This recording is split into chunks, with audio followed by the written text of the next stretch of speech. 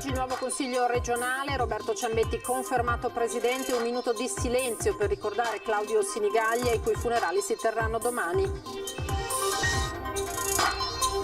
Dobbiamo sempre essere preparati al peggio ma senza visioni catastrofiche, così il governatore Zaia oggi sull'evoluzione del virus, secco anche il commento sull'ipotesi lockdown a Natale del virologo Crisanti. 2 trombe d'aria si sono abbattute questa mattina tra Sottomarina e Chioggia, paura tra i cittadini, danni alle auto, tetti scoperchiati, è precipitata invece la gru della Bocca di Porto a nord di Chioggia. Continua a crescere dunque la curva dei contagi, Vicenza in 24 ore 125 casi in più, l'ospedale San Bortolo apre la nuova semi-intensiva. Cantiere sequestrato in via Montà dopo l'incidente sul lavoro costato la vita a un operaio di 47 anni, il suo collega ferito oggi è stato sottoposto a un nuovo intervento chirurgico. Primo incontro con studenti e docenti dell'Università di Treviso per la neorettrice di Ca' Foscari che ha parlato del futuro dell'Ateneo nel capoluogo della Marca. Presentato oggi il busto bronzeo dedicato alla memoria della senatrice padovana Lina Merlin, fortemente voluto dal comitato, sarà il primo busto di una donna politica. Buonasera, ben ritrovati in diretta con l'edizione regionale dei telegiornali di Antenna 3. Roberto Ciambetti dunque eletto per la seconda volta presidente del Consiglio regionale nell'11ª legislatura che vede per la prima volta nella storia l'entrata di 3 donne nell'ufficio di presidenza. Oggi dunque la prima seduta. Vediamo. Ritengo doveroso iniziare la seduta dedicando il nostro pensiero commosso al consigliere Claudio Sinigaglia.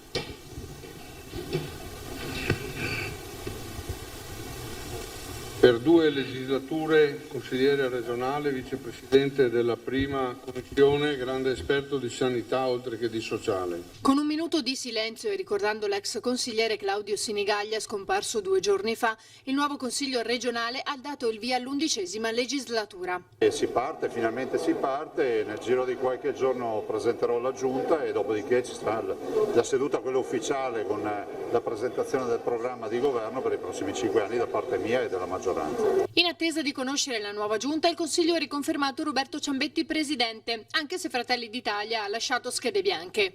Presenti 51, votanti 51, schede bianche 14, Roberto Ciambetti 37, presidente eletto Roberto Ciambetti. Sì, secondo mandato, mi pare ci fosse un precedente, Marchetti, non è usuale, sicuramente è una squadra che continua un lavoro già intrapreso, l'ho detto, io mi auguro che il prossimo Consiglio debba impegnarsi fortemente sull'autonomia, su leggi attuative di quelle deleghe che abbiamo già chiesto nel novembre del 2017 con una legge fatta in tempi record. Ci auguriamo che appunto finite campagne elettorali, finite momenti di contrapposizione politica, si lavori per il bene del Paese e noi lavoreremo per il bene del Veneto. La parola d'ordine di questa legislatura è autonomia. Sì, io ricordo, ero da esterno perché ero a quel tempo in provincia, ricordo la legislatura 2000-2005 con l'attuazione dei decreti Bassanini, che fu una legislatura importante per il Consiglio regionale, la legge 11-2001 che segnò una svolta proprio dell'attività regionale. Secondo me le condizioni per far sì che il Consiglio si debba interessare di deleghe nuove, di iniziative nuove, ci sono tutte. L'Assemblea legislativa regionale veneta ha poi eletto i 2 vicepresidenti, Nicola Finco con 36 voti e Francesca Zottis con 9. Eletti infine i 2 consiglieri segretari, Alessandra Sponda con 33 voti, Erika Baldin con 13. Per la prima volta nella storia del Consiglio regionale veneto 3 donne entrano nell'ufficio di presidenza. Un bel segnale sì, e peraltro abbiamo nominato in ufficio di presidenza, da quel che mi risulta, Alessandra Sponda, che è la consigliera più giovane, per cui è un bel segnale anche per i ragazzi. È la consigliera più giovane e direi che volevamo dare anche questo segno, siamo riusciti a darlo. Presidente Zaia, che era a Treviso in mattinata e ha parlato anche dell'ipotesi del virologo Crisanti di un lockdown probabile, dice Crisanti, per Natale. Dobbiamo sempre essere preparati al peggio ma senza visioni catastrofiche, ha detto Zaia. Non ho nessun commento da fare. È un no comment dai toni poco natalizi quello del governatore Luca Zaia, che preferisce non esprimersi sull'ipotesi lockdown a Natale paventata dal virologo Andrea Crisanti, che ha sollevato un dibattito nazionale preoccupando le imprese più colpite dalla crisi da Covid e dal giro di vite dell'ultimo DPCM, imprenditori che comunque vanno aiutati. I wedding planner sono disperati, i fioristi sono disperati, c'è un intero comparto che paga un duro conto. Io dico che è giusto provvedere a ristorare i ristoratori economicamente, ristorare tutto questo comparto che è colpito, perché di fatto il loro sacrificio serve poi per il bene comune, per la comunità. Loro sono quelli più sacrificati in questo momento. Più che al Natale, quindi, il presidente della regione guarda al presente. In questo momento non esiste emergenza sanitaria ospedaliera, sottolineo in questo momento, perché abbiamo una cinquantina di malati in terapia intensiva. Abbiamo 350 più o meno ricoverati, però la verità è che ci dobbiamo preparare anche al peggio, senza drammi, senza visioni catastrofiste, ma dobbiamo guardare in faccia la realtà. E la realtà, pur senza facili allarmismi, è fatta di mascherine da indossare e overbooking delle terapie intensive da evitare. Bisogna utilizzare la mascherina, cioè l'abbiamo capito tutti che se facciamo analisi dei dati magari andiamo a vedere le mortalità e altre cose, ma vorrei capire che il vero dramma di questa patologia, ditelo ai cittadini, è che porta al collasso la sanità, perché se una persona si ammala gravemente ha bisogno di cure intensive e se porta al collasso la sanità per i grandi numeri che abbiamo vuol dire che dobbiamo chiudere gli ospedali alle persone che ordinariamente avrebbero diritto a delle cure per dedicarsi a persone gravi o gravissime colpite dal Covid. Questo è il vero tema. È lo stesso Zaia a stabilire il punto di non ritorno. Se noi andiamo oltre il 700-800 migliaia di terapie intensive Covid, vuol dire che si paralizza tutta l'attività sanitaria in questa regione. Il governatore parla poi di accelerare sul fronte dei test rapidi e dell'autodiagnosi, ma nella fotografia di giornata c'è spazio anche per un ricordo della collega Iole Santelli. Era una calabrese tra i calabresi e l'ha difesa veramente con le unghie questa terra. Aveva inaugurato un nuovo corso che io spero che non si concluda. Come avete sentito è stata una giornata impegnativa anche sul fronte del maltempo, quella di oggi. Ben 2 trombe d'aria si sono abbattute su Chioggia, la prima a San Giovanni in zona stazione, la seconda lungo l'Arenile vicino alla bocca di porto di Sottomarina. Nessun ferito ma danni ingenti. Vice Sindaco, un'immagine emblematica per quello che è successo oggi. Un'emblematica delle 2 trombe d'aria che hanno investito il territorio di Chioggia, soprattutto a Sottomarina dove ci sono stati tantissimi danni. 2 trombe d'aria negli stessi minuti per una devastazione che solo per fortuna non ha provocato vittime né danni alle persone. Vento di Bora che ha iniziato a spirare verso metà mattina e che in 2 zone, a San Giovanni di Chioggia, a ridosso della bocca di porto di Sottomarina, si è trasformato in vortice, spazzando ogni cosa al suo passaggio.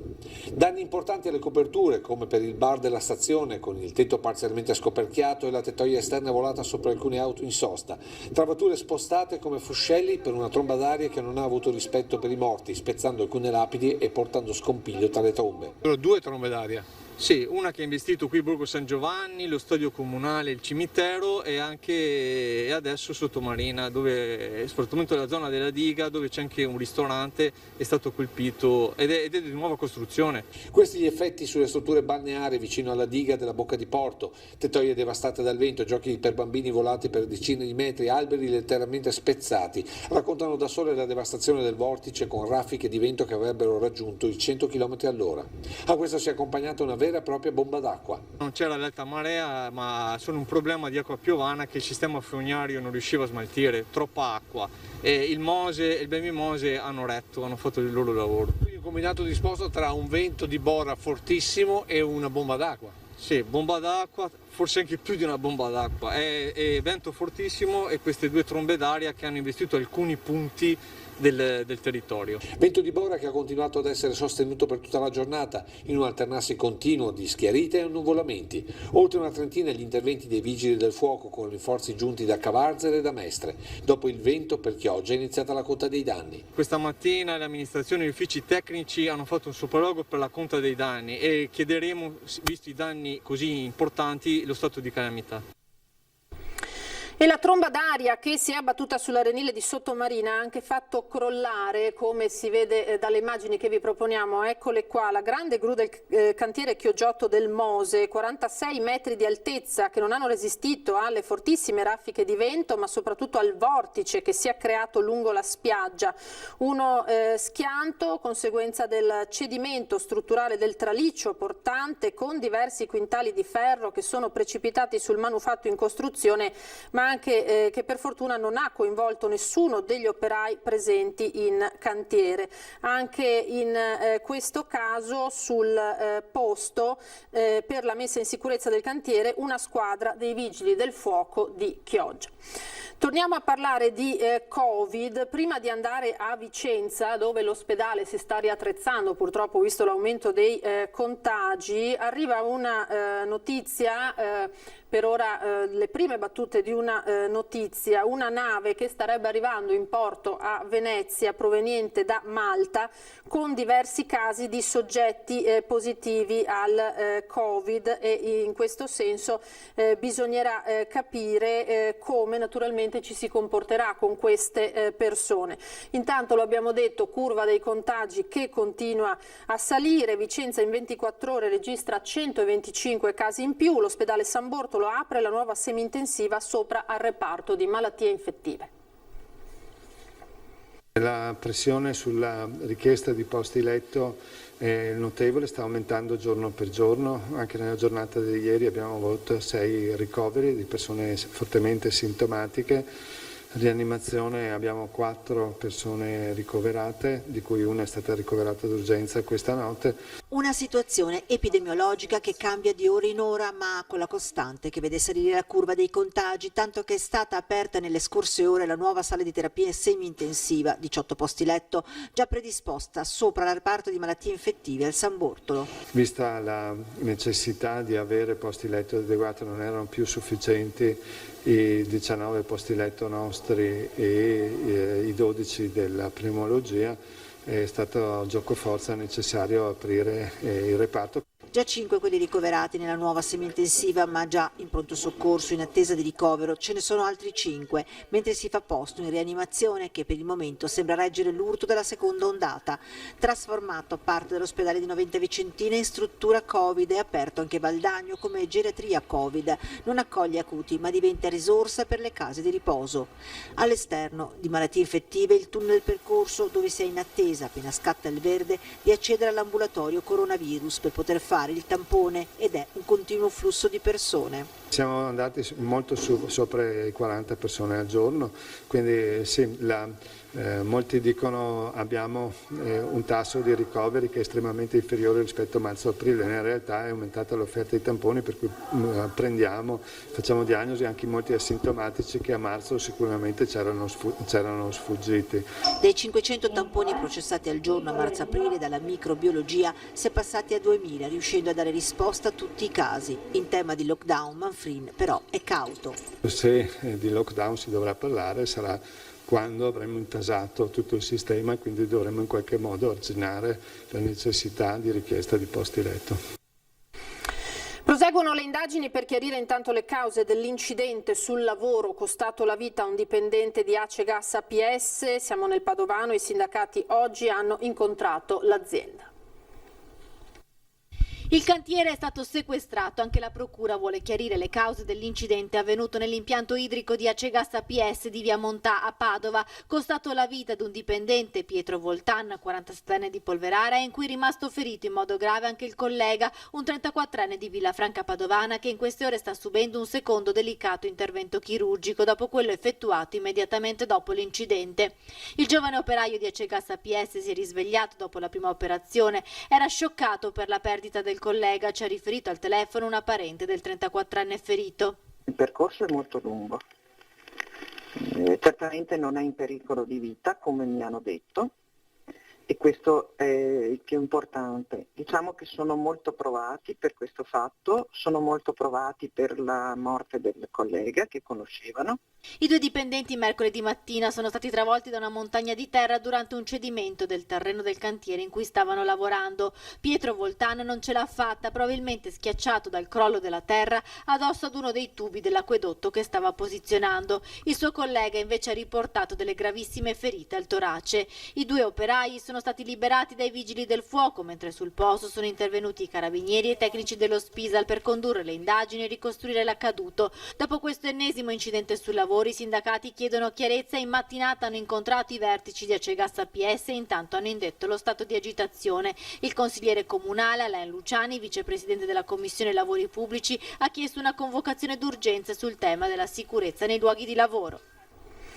Il sindaco di Padova, Sergio Giordani, ha annunciato con una dichiarazione ufficiale oggi di doversi assentare per alcuni giorni dalla vita pubblica perché ha spiegato: sto affrontando un momento familiare molto delicato. Come per tutti voi, la vita a volte, afferma Giordani in una nota, ci pone davanti a prove rispetto alle quali scegliere le giuste priorità è segno di umanità e buonsenso. La famiglia è un valore ed è un dono, per questa ragione da oggi e per alcuni giorni mi asterrò da qualsiasi attività pubblica. Come padre sento di dover essere vicino a mia figlia in un momento particolarmente difficile della sua vita. Non ha aggiunto altri dettagli, come giusto, questa è la nota del sindaco Giordani. Ora andiamo in pubblicità per qualche istante, ma torneremo con altra cronaca tra pochissimo.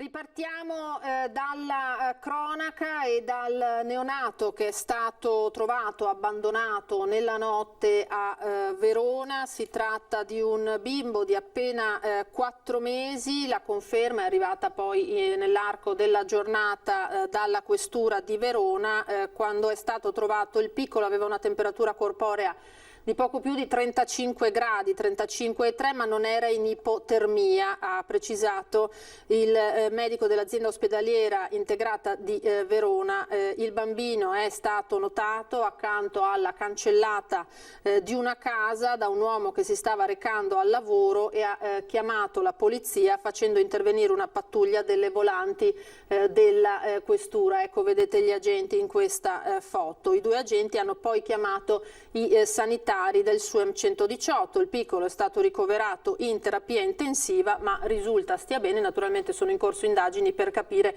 chi possa aver abbandonato il piccolo nella notte. Ora una storia singolare di tutt'altro genere che vede protagonista un 59enne vicentino. Trova dei soldi in un vecchio mobile, e non pochi, aggiungiamo, e li consegna ai carabinieri. La cronaca a volte non è solo negativa, ma è anche portatrice di esempi positivi, come la storia di un vicentino di 59 anni senza un'occupazione che nella vita si arrabatta come può. Piccoli lavoretti giusto per campare, come quello di sgombero di mobili nelle abitazioni, oggetti da portare in discarica, ma a volte ci possono essere delle sorprese, come quella di trovare dei soldi inaspettate all'interno di un comodino sgomberato un anno fa da un'abitazione dove il proprietario era morto.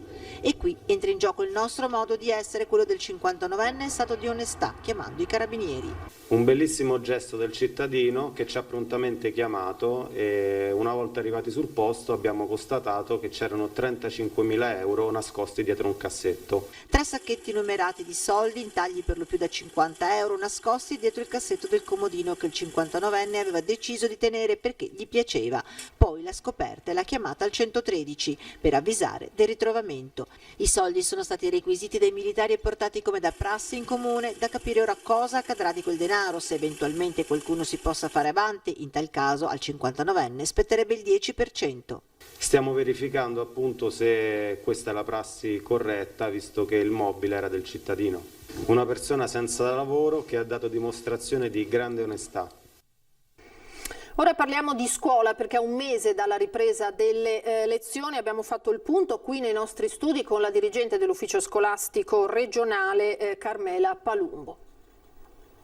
Anche il mondo della scuola guarda con attenzione all'aumento dei contagi, ma occorre farlo con nervi saldi e razionalità, ammonisce la dirigente dell'ufficio scolastico regionale Carmela Palumbo. Con pragmatismo, dice, va affrontato e non demonizzato il tema della didattica a distanza. Nei prossime settimane ci dovesse essere veramente aumento dei contagi.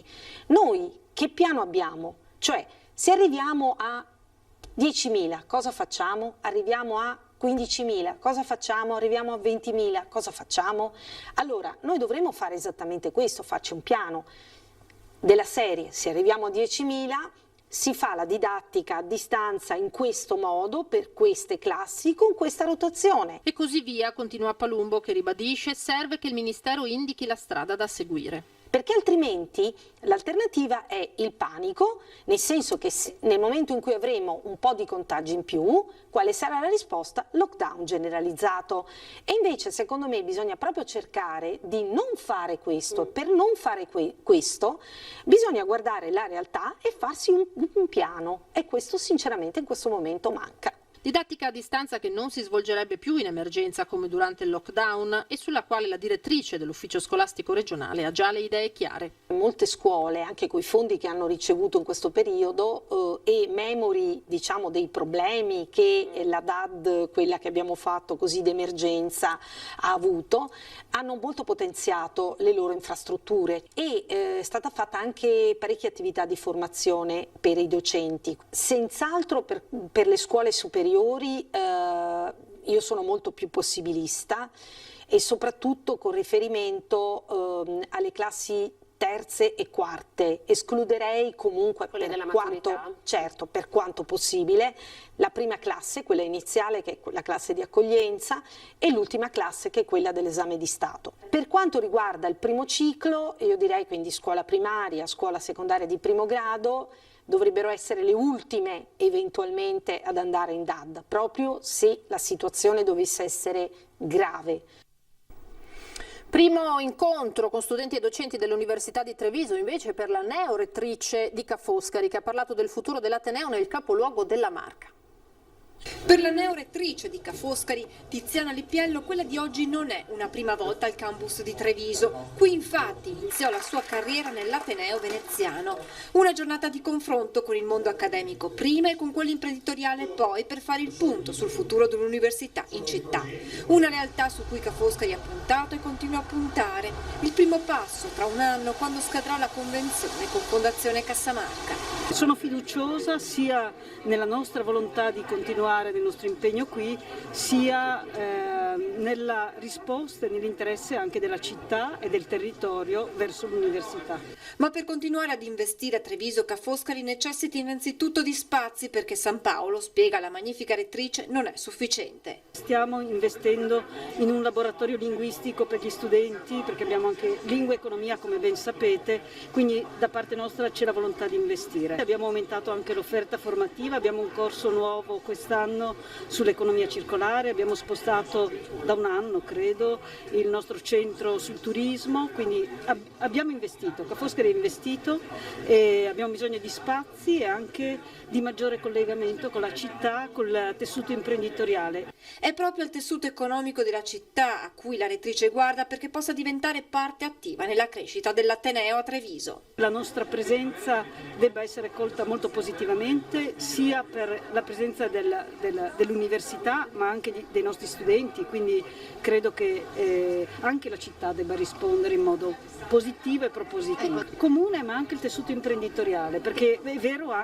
dobbiamo ammettere che Cassamarca ha investito nel corso degli anni, non esiste solo Cassamarca, esistono altre realtà. E in questo futuro da costruire un ruolo importante lo gioca la collaborazione tra atenei, di cui la stessa rettrice di Ca' Foscari ha parlato nei giorni scorsi anche con il governatore Zaia. Ed è molto probabile che convochi una riunione dei rettori del Veneto e lì potremo discutere anche di questi temi.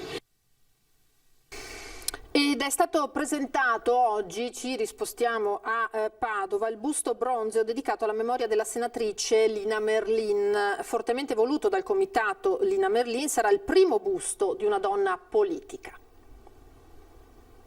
portare a Palazzo Madama il busto di Lina Merlin, gesto simbolico che significa piantare una pietra miliare nel cuore delle istituzioni, visto che per la prima volta un busto alla memoria di una donna politica sarà posto nelle aule del Senato. Rappresenta il tortuoso, lungo, difficile e non concluso cammino per l'affermazione delle donne in Italia, per i loro diritti, perché ci sono tante leggi ma c'è una realtà che non le comprende. Lina Merlin non è ieri, è morta nel 79, è oggi. Si onora così l'opera quarantennale portata avanti dalla parlamentare padovana nel secondo dopoguerra a favore delle donne, dei più deboli, delle classi lavoratrici.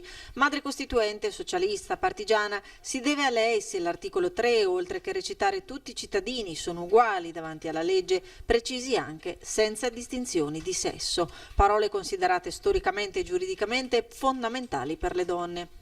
L'opera fortemente voluta dal comitato Lina Merlin conclude una stagione quasi ventennale di studio e riscoperta storica e culturale della senatrice, icona che oggi viene ricordata non solo per la legge sull'abolizione delle case chiuse. È stata la prima donna a parlare in Senato, è stata l'unica senatrice della seconda legislatura, era conosciuta in tutta Italia per la incredibile lotta fatta per chiudere le case di tolleranza. Il busto bronzeo è stato realizzato dallo scultore padovano Ettore Greco, che per ispirarsi ha pensato a quella tipologia di donne venete cui la senatrice apparteneva.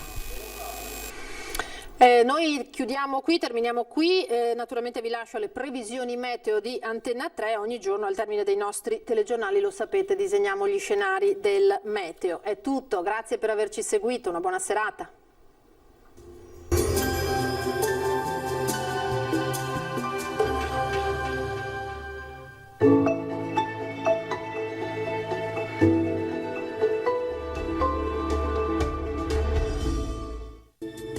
Benvenuti al meteo. Tempo ancora localmente instabile ma in miglioramento rispetto alle scorse ore. Vediamo insieme il dettaglio di venerdì 16 ottobre. Sul Veneto nuvolosità irregolare più frequente e consistente in pianura, alternata a schiarite più significative invece in montagna. Delle precipitazioni saranno ancora probabili al mattino, in genere di debole intensità. Andrà meglio comunque a partire dal pomeriggio, quando sarà via via più asciutto un po' ovunque. Temperature minime fino a 10 gradi, valori massimi compresi invece tra i 13 e i 16 gradi all'incirca. Ci spostiamo ora sul Friuli Venezia Giulia, anche qui il cielo risulterà molto nuvoloso, non si escludono dei rovesci, specie in mattinata, in esaurimento comunque entro sera.